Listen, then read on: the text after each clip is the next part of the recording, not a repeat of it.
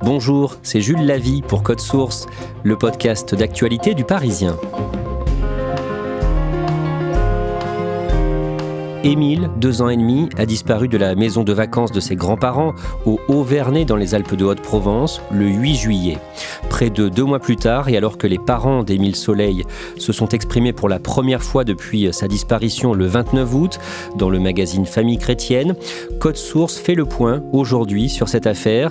Récit de 2 journalistes du service police-justice du Parisien, Ronan Folgoas et Ève Chancel. Ève Chancel qui s'est rendue sur place à 2 reprises pour le Parisien.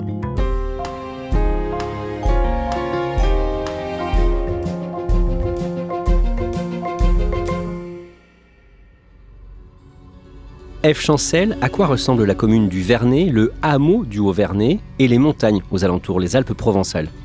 Le Vernay, c'est un petit village qui est situé à 30 minutes de Digne-les-Bains. C'est niché au cœur du massif des 3 évêchés. C'est assez charmant, c'est authentique et calme.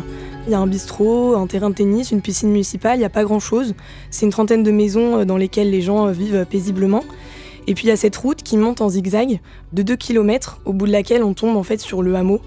Donc c'est le Haut-Vernay. Et là, c'est encore plus beau qu'en bas, on est à 1300 mètres d'altitude. Il y a à peine une quinzaine de maisons, une petite chapelle, un petit potager au cœur du village. Et on est entouré de montagnes, on est isolé, au milieu de nulle part. Ronan Folgoas, le samedi 8 juillet, en fin d'après-midi, dans le hameau du Haut-Vernay, une grand-mère appelle les gendarmes. Oui, c'est la grand-mère maternelle d'Émile, elle s'appelle Anne. Et il est 18h12 précisément, ce samedi 8 juillet. Elle appelle le centre opérationnel de la gendarmerie qui est situé à Digne-les-Bains. Elle les informe que son petit-fils, Émile, 2 ans et demi, a disparu depuis environ 45 minutes. Il avait fait la sieste dans l'après-midi, il s'était réveillé vers 17h. Il avait ensuite rejoint son grand-père dans le jardin et c'est à ce moment-là qu'il échappe à la surveillance de son grand-père et de sa grand-mère. Elle explique aussi, Anne, que des premières recherches ont été menées, mais sans succès. Précisément, qu'est-ce qu'il s'est passé selon elle ? Elle émet une simple hypothèse, c'est que, il s'apprêtait à partir en balade.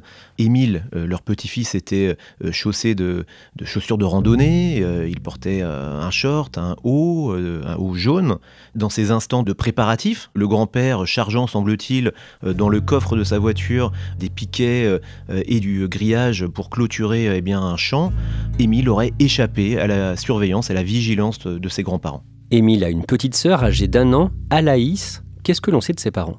Alors son père, Colomban, est âgé de 26 ans au moment de la disparition de son fils. Il est ingénieur, il a été formé à l'école centrale Marseille et il appartient aussi à la mouvance traditionnaliste, nationaliste de la région marseillaise. Il a appartenu notamment à une association qui s'appelle le Bastion Social. Il a été même impliqué dans une affaire de ratonnade en 2018 qui lui a valu un renvoi devant le tribunal correctionnel d'Aix-en-Provence. Finalement, il a été blanchi, relaxé dans cette affaire. Aucune charge n'a été finalement retenue contre lui. Par ailleurs, sa compagne semble épouser aussi les mêmes convictions religieuses et même politiques. Elle a appartenu, elle aussi, au bastion social. Et donc c'est un couple qui mène une existence assez discrète, assez paisible, assez modeste aussi, dans une maison située à une trentaine de kilomètres au nord de Marseille, qui s'appelle la Bouilladis. Et ils ont eu, après Émile, un deuxième enfant, une petite fille qui est née 1 an plus tôt. La famille vit donc à l'année à la Bouilladis, à 30 km de Marseille, mais elle possède ici une maison de vacances. Ce sont les grands-parents maternels qui possèdent cette maison de vacances. À quoi est-ce qu'elle ressemble, Ève Chancel ? C'est une grosse maison assez rustique, en pierre grise, sur 2 étages. C'est une maison de montagne aux murs épais, une maison familiale, dans laquelle ils ont l'habitude de tous se retrouver l'été. Et c'est aussi une maison qui sent la liberté, il n'y a pas de portail, il n'y a pas de haie pour délimiter la fin du jardin. Et d'ailleurs, dans ce jardin, il y a du linge qui sèche, il y a des transats. C'est une maison de vacances qui a l'air assez accueillante et vivante.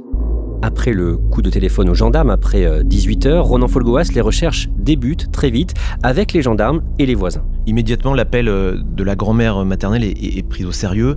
Un enfant de 2 ans et demi qui disparaît, c'est une affaire urgente. Et donc, les gendarmes mobilisent des moyens de recherche importants dès ce samedi 8 juillet dans la soirée.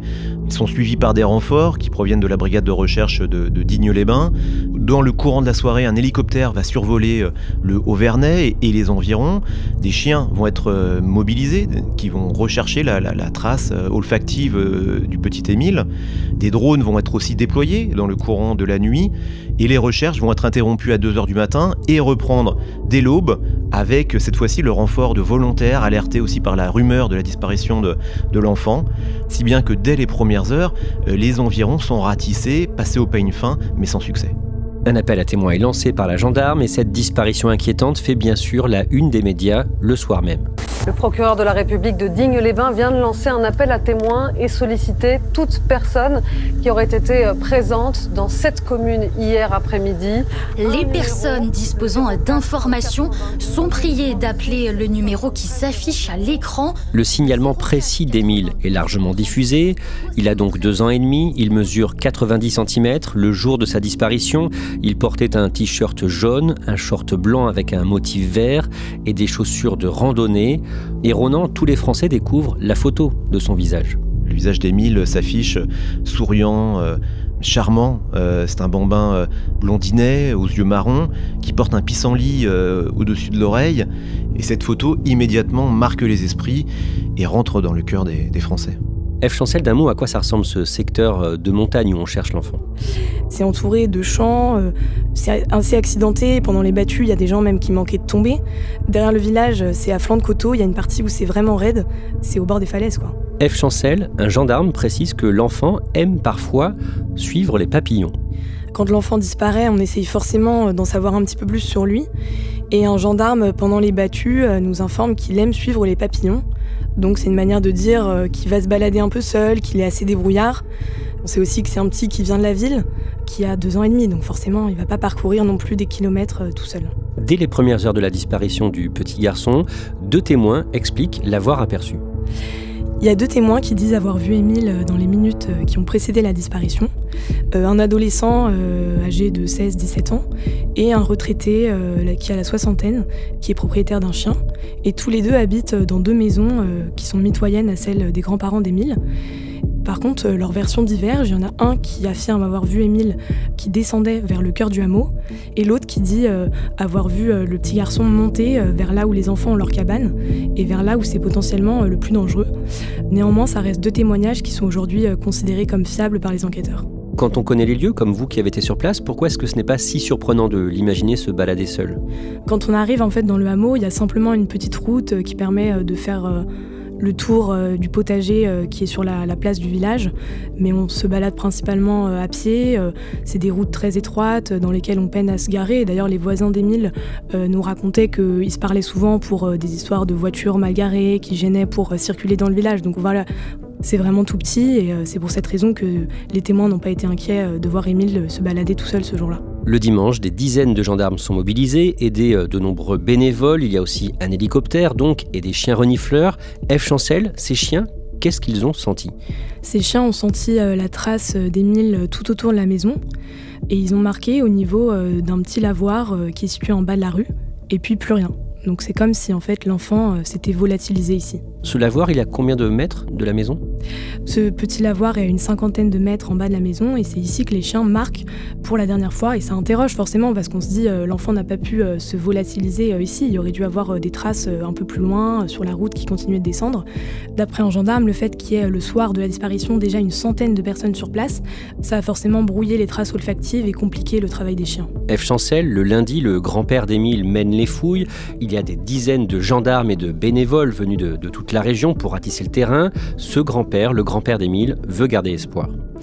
Oui, il veut garder espoir. Émile a disparu avant-hier. On pense encore tous le retrouver. Il y a des bénévoles, plus de 600 bénévoles qui affluent des alentours.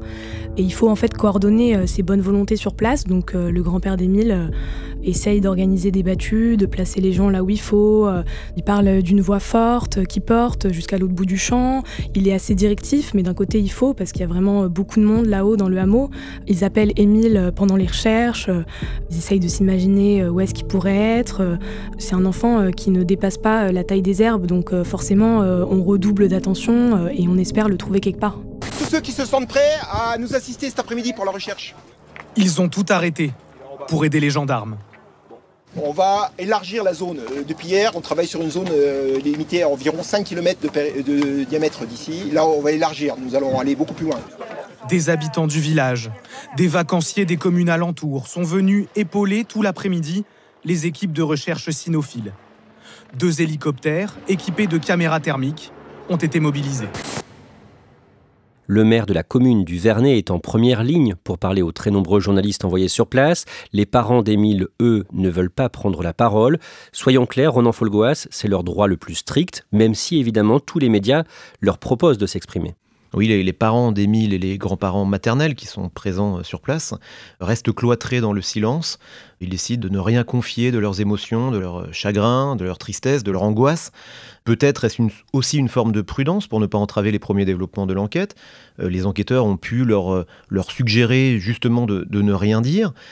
Il y a aussi une autre interprétation qui renvoie à ce qu'ils sont, eux, intrinsèquement, des gens qui ont l'habitude de vivre en vase clos. Ce sont des catholiques assez traditionnalistes qui se méfient aussi des médias en général et qui peuvent donc estimer que la bienséance les oblige à se taire et à endurer dans le silence cette épreuve. Toujours le lundi 10 juillet, la mère d'Émile lance sur Facebook un appel à prier une figure religieuse, une sœur du XVIIe siècle, une bergère qui vivait dans la région, dans la montagne, et à qui la Vierge Marie serait apparue avec l'enfant Jésus. Ronan Folgoas, plusieurs proches de la famille d'Émile présents dans les recherches portent des t-shirts d'un mouvement catholique baptisé Chrétienté Solidarité. Qu'est-ce que l'on sait de ce mouvement ? Il s'agit d'une organisation catholique, traditionnaliste, liée à la mouvance d'extrême droite, qui édite notamment une revue qui s'appelle Reconquête. Les parents d'Émile eux-mêmes assument faire partie du Centre Charlier, une structure qui est liée à Chrétienté Solidarité. C'est un mouvement religieux et spirituel qui s'inscrit dans la mouvance nationaliste identitaire. Ronan Folgoas, à la date du 11 juillet, les gendarmes ont reçu en quelques jours donc 1200 appels suite à l'appel à témoins. Concrètement, qu'est-ce que les enquêteurs ont fait jusqu'ici ? Qu'est-ce qu'ils ont pu faire ? Ils ont commencé par l'essentiel, c'est-à-dire fouiller les environs immédiats du Haut-Vernay.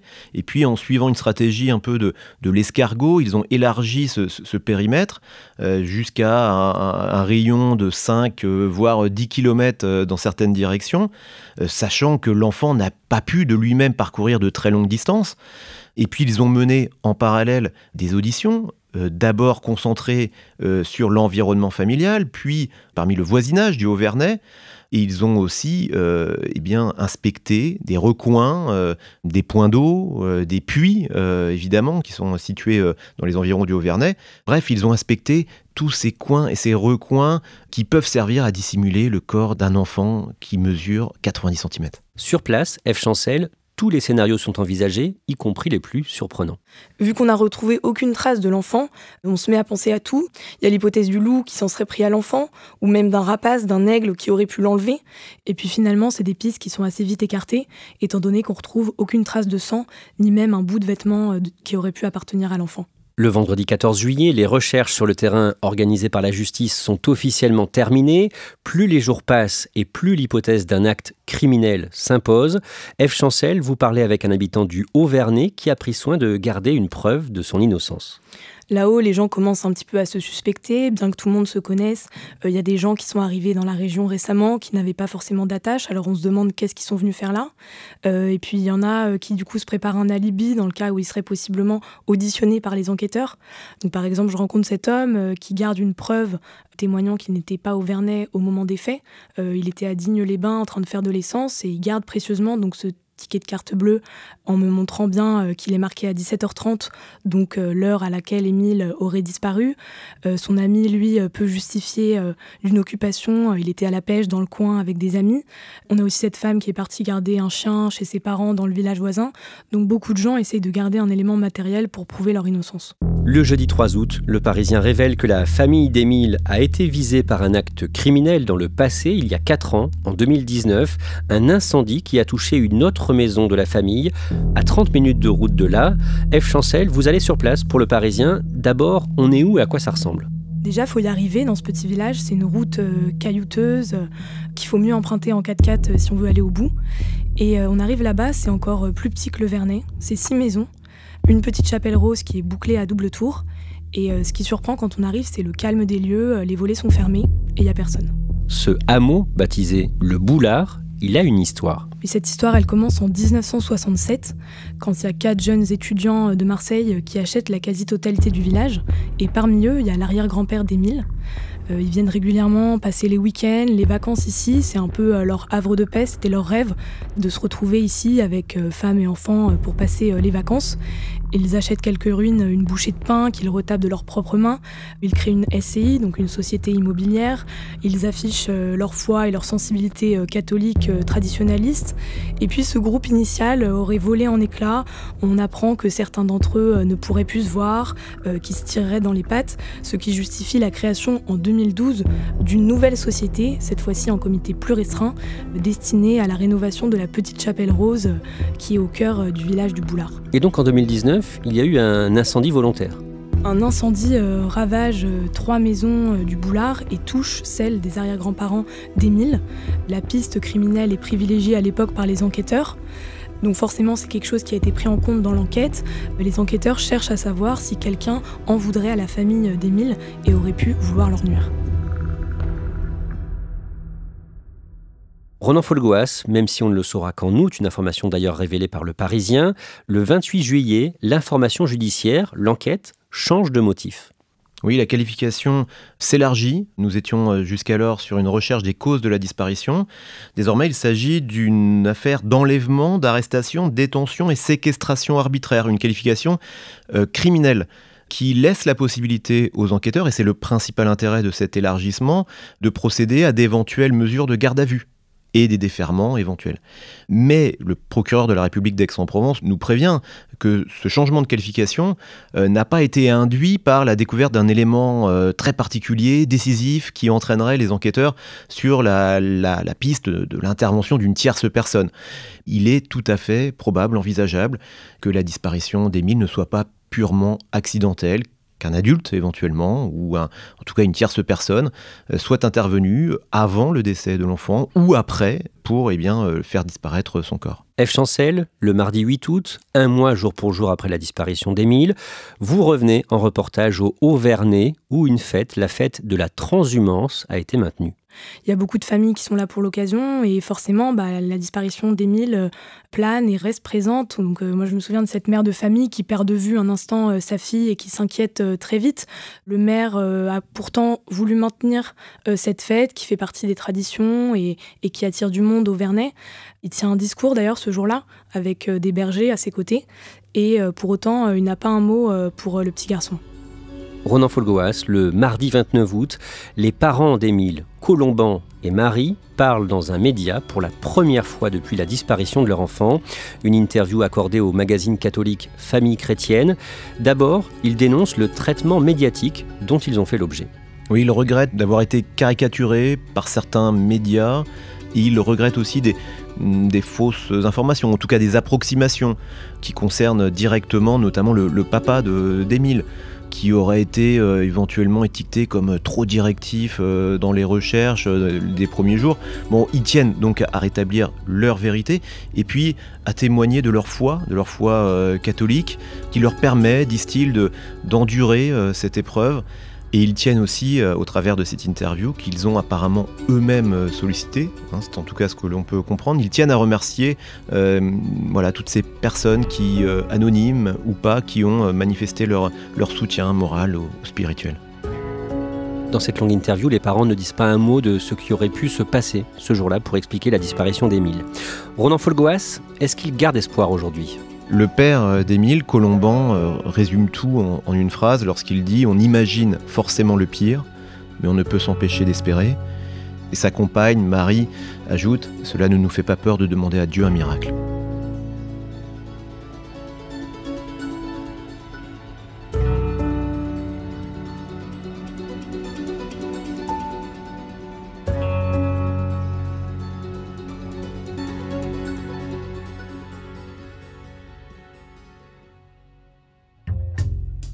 Merci à Eve Chancel et Ronan Folgoas. Cet épisode de Code Source a été produit par Raphaël Pueyo et Thibault Lambert. Réalisation, Julien Moncouquiol. Code Source est le podcast d'actualité du Parisien. N'oubliez pas de vous abonner sur une application audio pour ne rater aucun épisode. Et puis, si les affaires criminelles vous intéressent, n'hésitez pas à aller écouter le podcast Faits divers du Parisien, Crime Story, chaque samedi. Crime Story présenté par Claudia Prolongeau avec Damien Delseny, le chef du service police-justice du Parisien.